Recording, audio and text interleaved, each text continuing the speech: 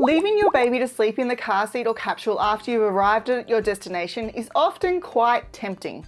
But you might be surprised to hear that leaving your little one asleep in a car seat or capsule for an extended period of time, particularly when unsupervised, actually increases the risk of accidental suffocation and positional asphyxiation. This is one of 3 everyday products that a baby, particularly a newborn, should never sleep in unsupervised or for long periods of time due to the increased SIDS risk. In this video, you're going to learn about all 3, starting with car seats and capsules. The main purpose of a car seat is to protect infants and children from injury and death in car accidents.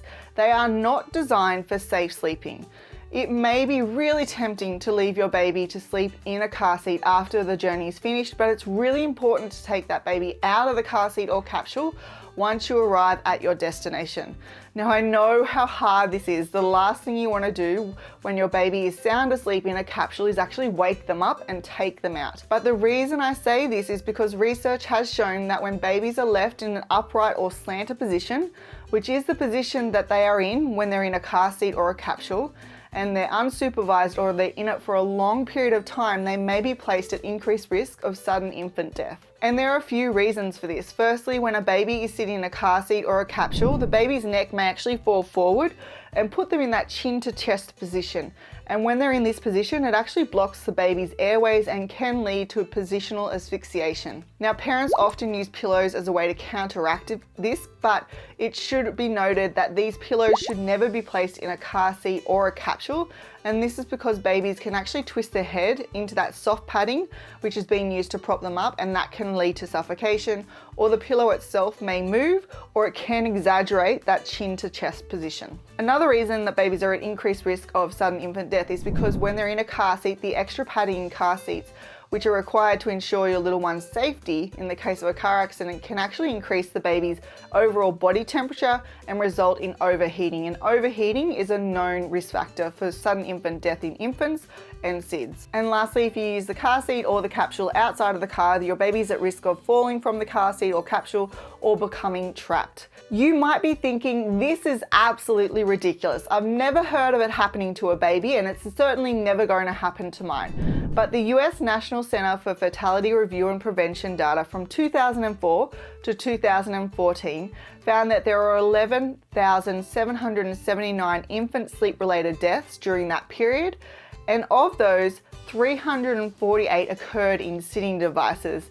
And of those 348 deaths, 62.9% actually occurred in a child car seat. And what's really interesting is more than half, so 51.6% of those deaths that actually occurred in a car seat happened at the child's home. So it definitely can happen. And I know I was definitely surprised and disappointed when I first learned about this. So I just want to remind you that this video isn't about telling you what you can and can't do. The purpose for this video is for you to simply understand the risks so that you're able to make an informed decision about whether it's something you're happy or comfortable doing with your little one. If you're wondering what you should do instead, Red Nose Australia and the American Academy of Pediatrics recommend that once a car journey is over, you should remove the baby from the capsule or the infant car seat, and if they are asleep, you need to place them in a safe sleeping environment. Red Nose Australia also does not recommend using capsules, which can be easily moved from the car and used with a pram. And the reason for this again is your baby is still in that slanted position, which increases the risk of positional asphyxiation. If naps are something you are struggling with, which is often why parents use car seats and capsules to help the baby fall asleep, then make sure you download my free New Parents Guide to Naps, which you can find by clicking the link in the description box below. Next up is baby bouncers, rockers, swings, and gliders. These can be great tools for soothing a baby and keeping them entertained while giving you a few moments with your hands free. However, these infant products should never be used for infant sleep, and this is due to a number of reasons. Firstly, when sitting in these devices, babies are kept in an inclined position, and when the baby actually falls asleep in this position, their head can fall forward, and that would push their chin down towards their chest, which can lead to the baby's airways becoming obstructed or blocked, and that results in positional asphyxiation. It's really important to note that asphyxiation is a silent killer. This means that when your baby is having trouble breathing when they are in these devices, there are no visible signs to indicate or warn a parent that something is wrong. So even if you're in the same room and keeping an eye on your baby, it can still happen without you realizing. Secondly, babies are also at risk of rolling onto their tummy or their side when they're in these devices and becoming trapped, which can be a suffocation risk. And thirdly, if your baby is spending too much time in that bouncer, rocker, swing or glider, the constant pressure which is being applied to the back of your baby's head actually increases the risk of your baby developing a flat spot on the back of their head. Again, you may be thinking this is an overreaction, but this year in 2022, the US Consumer Product Safety Commission informed consumers that at least 13 reported deaths occurred between 2009 and 2021 while infants were in the Fisher & Price infant to toddler rockers and newborn to toddler rockers. While they specifically mention the Fisher & Price products, as I mentioned earlier, the risk of death is due to the position they were in while using these products and not unique to these specific products. Basically, all bouncers, rockers, swings and gliders place babies in the same position, which means the risk is always present when using these types of products. This doesn't mean that you have to eliminate them completely, but Red Nose Australia and the Academy of Pediatrics recommend only using baby bouncers, rockers, swings and gliders for supervised playtime. So babies should always be carefully supervised and restrained while they're in these types of products, and the equipment itself should always be on the floor, never on countertops, tables or other elevated surfaces due to the risk of them falling out of the devices and sustaining significant injuries. And if you notice that your little one is looking sleepy or they have fallen asleep while they're in these devices, it's important to take them out of the device and place them in a safe sleeping environment. Now let's talk about weighted blankets and weighted swaddles. So they are often referred to as calming blankets, sensory blankets, anxiety aids, or support blankets. Now, although there is some evidence suggesting weighted products may be beneficial to certain population groups, there are currently no studies that show weighted products or blankets or swaddles are beneficial for infants. This can often be very confusing because advertisers often state that studies show that weighted blankets and sleeping sacks are safe for infants during sleep, but the evidence they're actually citing is based on a single study which was published in Advances in Neonatal Care in 2020. And in this study, the weighted blankets were actually placed on 16 infants in an intensive care unit with neonatal opioid withdrawal syndrome for 30 minutes at a time.